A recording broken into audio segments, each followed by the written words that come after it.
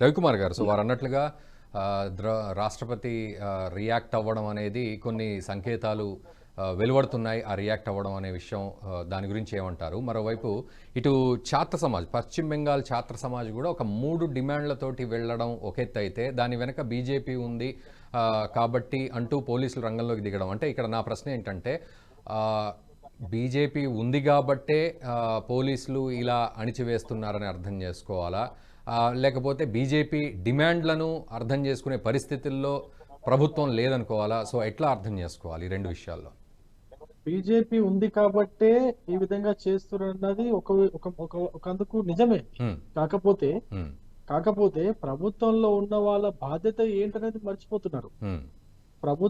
ప్రభుత్వాధినేత అయ్యి ఉండి కూడా ఒక ట్రైనీ డాక్టర్ యొక్క ప్రాణానికి ఎటువంటి రక్షణ లేకుండా ఉన్నటువంటి ఆ రాష్ట్రంలో ఒక వ్యవస్థ ఉండి, ఆ వ్యవస్థ కూడా ఇన్ని రోజులు అయినప్పటికీ కేవలం ఒక సంజయ్ రాయ్ని అరెస్ట్ చేసి మిగతా వాళ్ళు ఎవరెవరు ఉన్నారనేది కనీసం పేర్లు కూడా బయట పెట్టలేనటువంటి ఆ దుర్భర పరిస్థితిలో ఉన్నటువంటి ఒక పోలీస్ వ్యవస్థ, ఆ రాష్ట్రంలో ఉన్నటువంటి పాలనా వ్యవస్థని చూసి దేశ ప్రజలందరూ కూడా సిగ్గుపడుతున్నారు కదా. ఓన్లీ బీజేపీ అడగట్లేదండి ఈ ప్రశ్న. ఇప్పుడు మీకు పొలిటిసైజ్ చేయాలని కాదు, ఇక్కడ ఏదో పెద్ద కుట్ర ఉంది, మమతా బెనర్జీని దించేసి రాష్ట్రపతి పాలన చేస్తారు, దీనికి సంకేతం అన్నట్టుగా మాట్లాడు, అది కాదు విషయం. ఇప్పుడు ఢిల్లీలో శ్రద్ధా వాకర్ కేసు అయిందండి, మన ఆ కేసు అయింది. అప్పుడు ఆ కేసు అయినప్పుడు ఎవరు పార్టీలు ఏమైనా పార్టీల ద్వారా ఈ అగిటేషన్ స్టార్ట్ చేశాయా? పార్టీలు అగిటేషన్ స్టార్ట్ చేయలేదు. ప్రజలు స్వతహాగా రోడ్లపైకి వచ్చి ధర్నాలు చేసి, నిరసనలు చేసి ప్రభుత్వాన్ని దిగొచ్చేటట్టు చేశారు. ప్రజలు ఎప్పుడైతే ధర్నాలు చేసి, నిరసనలు చేసి ప్రభుత్వాలు దిగొచ్చేటట్టు చేసినప్పుడు ప్రతిపక్షాలు ఏం చేయాలని ప్రతిపక్షాలని ప్రజలు ఫోర్స్ చేశాయి. ప్రతిపక్షంలో ఉన్నటువంటి పార్టీలను ప్రజలు ఫోర్స్ చేశారు. ఫోర్స్ చేయడం ద్వారా ప్రతిపక్షాలు కూడా ఆ యొక్క నిరసన కార్యక్రమంలో పాల్గొనాల్సిన పరిస్థితి తీసుకొచ్చారు ప్రజలు తీసుకొచ్చారు. అక్కడ పార్టీలు సొంత అజెండా క్రియేట్ చేసుకొని అక్కడికి వచ్చేసి ఏదో హంగామా చేసేసి దాని ద్వారా ఏదో లబ్ధి పొందాలని చెప్పేసి ఏ పార్టీ కూడా అప్పుడు ప్రయత్నించలేదు, ఇప్పుడు కూడా ఏ పార్టీ ప్రయత్నించట్లేదు. ఇప్పుడు ప్రజలు స్వచ్ఛందంగా వస్తున్నారు బయటికి, మహిళలు స్వచ్ఛందంగా వస్తున్నారు బయటికి. స్కూల్ చదువుకునే అమ్మాయిల దగ్గర నుంచి రిటైర్ అయినటువంటి మహిళల దాకా దాదాపు అన్ని ఏజ్ల వాళ్ళని చలింపజేసినటువంటి సంఘటన ఇది. అన్ని ఏజ్ లో ఉన్నటువంటి మహిళలు ఒకసారి జలదరిల్లిపోయారు. అరే ఏంది ఇంత దారుణమైన ఘటన? అండ్ ముఖ్యంగా కాంగ్రెస్ పార్టీ రెస్పాన్స్ ఏ విధంగా ఉందంటారు? ఇందులో పొలిటికలైజ్ అని కాదు కానీ కాంగ్రెస్ పార్టీ రెస్పాన్స్ ఇప్పుడు అది ఒక విలువలతో కూడినటువంటి ఒక బాధ్యత అది. ఇప్పుడు ఏ పార్టీ అని నేను చెప్పకూడదు కానీ కాంగ్రెస్ పార్టీ అయినా కావచ్చు, మిగతా ఏ పార్టీ అయినా కావచ్చు, అది వాళ్ళ బాధ్యత. న్యాయం కోరడం ఒక బాధ్యత, ఆ కుటుంబానికి స్వాంతన చేకూరడం ఒక బాధ్యత. మిగతా ఈ సంఘటన చూసినటువంటి దేశ ప్రజలందరి మనసులో ఈ పార్టీలన్నీ కూడా కలిసి ఈ న్యాయం కోసం పోరాటం చేస్తున్నాయని అనిపించాలా? ఇప్పుడు కాంగ్రెస్ పార్టీ దాంట్లో రాకపోతే, తను డిమాండ్ చేయకపోతే కాంగ్రెస్ పార్టీకి నష్టం, వాళ్ళ అలయన్స్ పార్టీని వెనకేసుకొస్తుందన్న విషయం అందరికీ తెలుసు. కానీ ఇటువంటి సంఘటనలకు మాత్రము రాజకీయాలను పక్కన పెట్టి ప్రతి ఒక్క రాజకీయ పార్టీ న్యాయం కోసము అడగడం అనేది అది న్యాయం కోసం అడగడం అనేది ఒక వాల్యూ, అది ఒక బాధ్యత. అది ఆ బాధ్యతాయుతంగా వ్యవహరించాల్సినటువంటి పార్టీలు బాధ్యతను మర్చిపోయి కేవలం తన అలయన్స్ పార్టీ అని చెప్పేసి వెనకేసుకొని రావడం ఎంతవరకు సమంజసము? ఇప్పుడు బీజేపీ పార్టీ చేయట్లేదు, ఎగ్జాంపుల్ సరేనండి, బీజేపీ పార్టీ ఏవి కూడా ప్రశ్నించదు, ధర్నాలు చేయదు.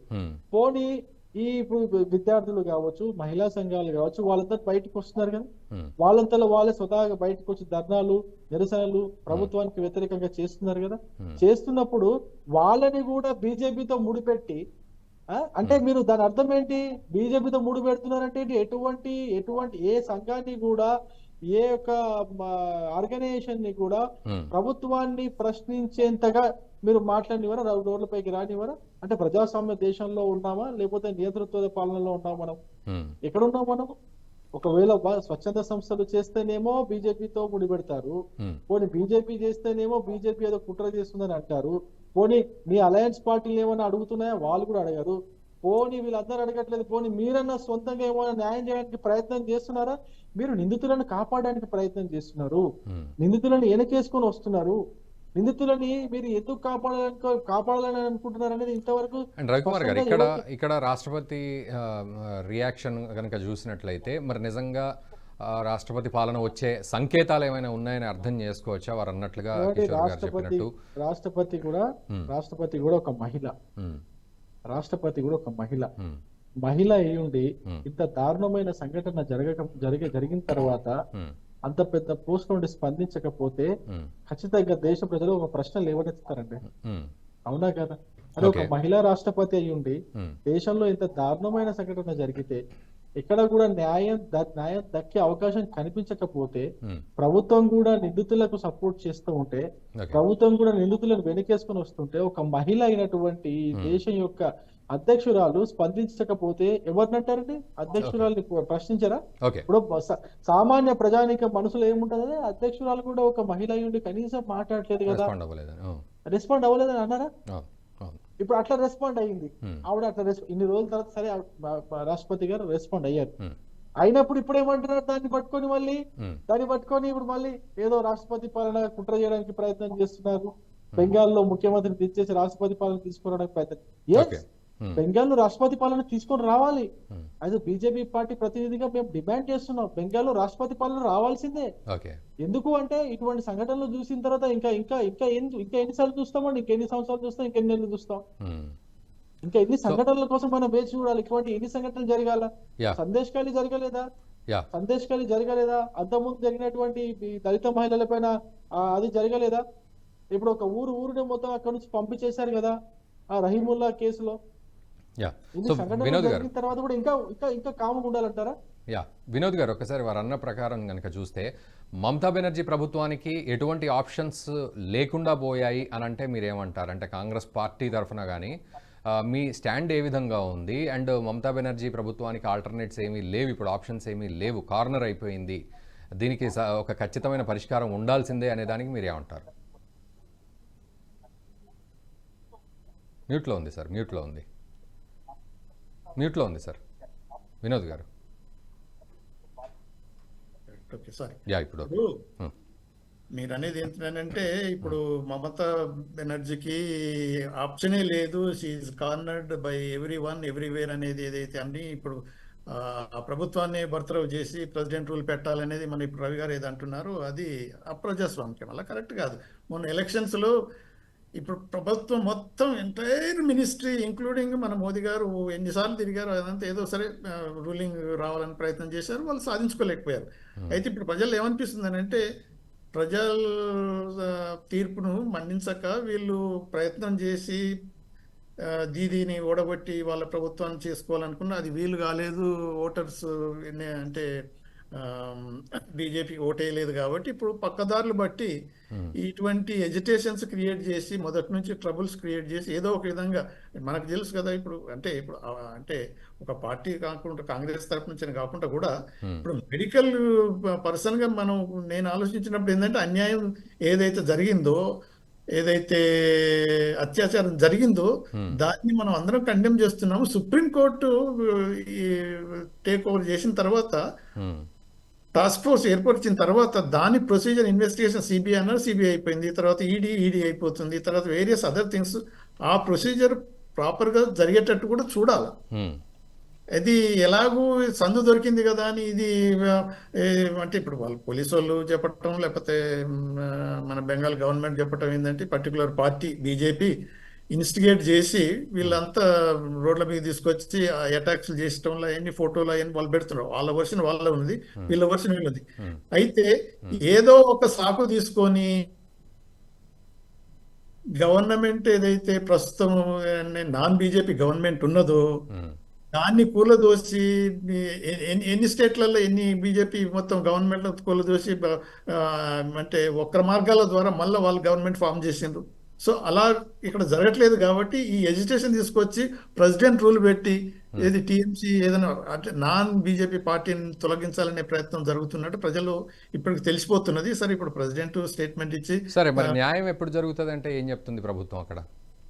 ఇప్పుడు న్యాయం అనేది ఇప్పుడు అన్యాయం జరిగింది, దానికి ప్రొసీజర్ ఉంటుంది కదా. All of side over night తీసుకొచ్చి మీరు ఇప్పుడు ఒక్క మాట చెప్పండి. ఇప్పుడు ఎవరైనా మనం ఇక్కడ ఉన్న ఎవరినైనా అడిగినా ఓవర్ నైట్ ఒక 10 మంది తీసుకొచ్చి హ్యాంగ్ చేయగలుగుతారా? ఉమ్. అరెస్ట్ చేశారు, ఒక్కరిని. ప్రొసీజర్ అవుతుంది, పాలిగ్రాఫ్ చేశారు. అంటే ఈ రోజు కూడా ఇప్పటిగా కొన్ని నడుస్తున్నది, అది పోలీస్ పర్సనల్ ను కూడా వాళ్ళు పాలిగ్రాఫ్ చేస్తున్నారు. ఉమ్.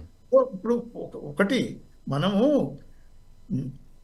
ఒక విధమైనది ఏంటంటే, టీఎంసీ గవర్నమెంట్ ఉన్నది, Mamata in charge of health ministry తీసుకోవాల్సిన చర్యలు తీసుకోకుండా ఇది ఒక సిస్టమ్ ఒక విధంగా డ్రిఫ్ట్ అయిపోయి డాక్టర్స్ కు మెడికల్ ప్రొఫెషనల్ కు ప్రొటెక్షన్ లేకుండా అయిపోయింది. ఆ మెడికల్ కాలేజీలో అదర్ కాలేజీలలో కూడా అదర్ హాస్పిటల్స్ కూడా జరిగింది అనేది ఉన్నది. అది ప్రతి స్టేట్ లో జరిగిపోయింది. ఇప్పుడు ఇటువంటి అత్యాచారం జరిగితే ఇప్పుడు మీకు అంటే వినోద్ గారు ఒక్కసారి ఇప్పుడు యాజ్ ఎ చీఫ్ మినిస్టర్గా ధర్నాలో కూర్చుంటుంది, యాజ్ ఏ మెడికల్ మీరు అన్నట్లుగా ఆరోగ్య శాఖ మంత్రిగా దానికి సంబంధించి ఏం చేస్తుంది అనే విషయంలో క్వశ్చన్ మార్క్ ఉంది. ఏ హోంమంత్రిగా అక్కడ బీజేపీ మీదకి మంట వేయడానికి ప్రయత్నం చేస్తున్నారు. అండ్ ఇప్పుడు కూడా మనకు లేటెస్ట్గా వచ్చే స్టేట్మెంట్స్ ఏంటంటే ఆమె మాట్లాడితే ఒకవేళ బెంగాల్ని కనుక రణరంగంగా మారిస్తే రేపు మళ్ళీ బీహారు, అస్సాము, ఢిల్లీ, జార్ఖండ్ ఇవి కూడా రణరంగంగా మారతాయి అని చెప్పి ఆవిడ మెల్లగా ఇండైరెక్ట్ ఆర్ డైరెక్ట్ వార్నింగ్స్ ఇచ్చే ప్రయత్నం చేస్తోంది ఆమె ఒకానొక సందర్భంలో. మరి ఇదంతా దీన్ని కూడా ఎట్లా కన్సిడర్ చేస్తారు? ఇప్పుడు నేచురల్ గా ఇప్పుడు ఇది టీఎంసీ, బీజేపీ, టీఎంసీ మధ్యన ఉన్న రెండు పొలిటికల్ పార్టీస్ మధ్యన ఉన్న ఈ విభేదాలు, తర్వాత అక్యూజేషన్స్, లేకపోతే ఇంకేమన్నానండి పోటీలు, అది పక్కకు పెట్టేస్తే ఈ ఇన్సిడెంట్ పక్కదారి చేస్తే న్యాయం జరుగుతుందా? మెడికల్ ఫెటర్నిటీకి న్యాయం జరుగుతుందా? జరగదు. అది apart from scoring points against each other is separate. కానీ ఇప్పుడు యాక్చువల్ గా ప్రొసీజర్ ఏదైతుంది Supreme Court has taken over. అది నేను అనేది ఏంటంటే, హోమ్ మినిస్టర్ కూడా ఇప్పుడు నేషనల్ టాస్క్ ఫోర్స్ కమిటీని కూర్చోబెడుతున్న day by day Supreme Court is supervising. ఆయన మన చీఫ్ జస్టిస్ గారు అన్న దాంట్లో అవన్నీ మనం కనుక చూసినట్టయితే ఇది ఒక వెస్ట్ బెంగాల్లో లేకపోతే కోల్కతాలో జరిగినది కాదు, ఇది దేశమంతటి ఇలా జరుగుతుంది. కాబట్టి దీన్ని మనం సరి అయిన పద్ధతిలో ట్యాకిల్ చేయాలని అంటే రూట్ కాజెస్ మనం ఐడెంటిఫై చేయటం, దాన్ని కరెక్ట్ వినోద్ గారు. బట్ స్పెసిఫిక్ గా మాట్లాడండి, మీరు స్పెసిఫిక్ గా చెప్పండి. ఇప్పుడు ప్రధానికి లేఖ రాయడంలో ఉద్దేశం ఏంటి? దేశవ్యాప్తంగా క్రైమ్ రేట్ పెరిగిపోతుందంటూ ఈ సందర్భంలో రాసి ఇవన్నీ చేయడం అంటే ఇప్పుడు ఇందాక కిషోర్ తుపాటి గారు అన్నారు, ఇక్కడ దిశ ఘటన జరిగినప్పుడు కేసీఆర్ ప్రభుత్వం కూడా హ్యాండిల్ చేసింది, కానీ ఇది బీజేపీ ప్రభుత్వం కాదు కదా, బట్ హ్యాండిల్ చేసింది కదా. సో అట్లా పరిస్థితి అక్కడ ఎందుకు తీసుకోవట్లేదు? అప్పుడు ఒకటి ఇప్పుడు ఏంటంటే, అంత జరిగినప్పుడు ఇక్కడ ఎవరైనా హెసిటేట్ చేసిండ్రా? రోడ్ల మీదకి వచ్చిండ్రా? అంటే రోడ్ల మీదకి వస్తేనే అలా కాదు. ఇప్పుడు అదే చెప్తున్నా, రోడ్ల మీదకి వస్తేనే కాదు. ఇక్కడ ఉన్న అపోజిషన్ ఏదైతుందో బీజేపీ, అప్పుడు ఇక మళ్ళీ అక్యూజేషన్స్ మొదలవుతాయి. BJP BRS hand in glove కాబట్టి వాళ్ళు రోడ్ల మీదకి రాలేదు. సరే, ఇప్పుడు కాంగ్రెస్ అప్పుడు ఏంటంటే నోరు మూసుకొని కూర్చున్నది. ఇటువంటివన్నీ ఆ కంపారిజన్ కాకుండా ఇప్పుడు ఒక్కొక్క స్టేట్ లో ఒక్కొక్క విధంగా జరుగుతుంది. ఇప్పుడు మీకు ఒకసారి చూపిస్తాను. మహారాష్ట్రలో ఇప్పటికి 1 week లో 6 కేసులు జరుగుతున్నాయి రేప్ లో. ఇప్పుడు ఇంకొక కేసు వచ్చింది, ఒక నర్సు పాపం she was raped in what ever auto rickshaw వాడి ఒక విద్యార్థి. ఓల్డ్ అని వస్తున్నాయి. అది మన బీజేపీ గవర్నమెంటే కదా అక్కడ ఉన్నది. అలా ఒక గవర్నమెంట్, ఒక స్టేట్ గవర్నమెంట్ ఏదైతే ఉన్నదో దానివల్ల ఇలా జరుగుతుంది అనేది కాకుండా జనరల్ గా కూడా ఆలోచించినట్టయితే against women, particularly against this medical and health care staff ఏదైతే ఉందో ఫెటర్నిటీకి ప్రొటెక్షన్ అనేది అవసరము. ఈ కలకత్తా ఇన్సిడెంట్ ఏదైతే జరిగిందో అది ఇక బీజేపీకి టీఎంసీకి మధ్యన ఉన్న ఈ పోరాటంతోనే అది పెద్ద ఎక్కువైపోతుంది. కానీ అదే ఇన్సిడెంట్ దేశమంతా జరుగుతున్నాయి.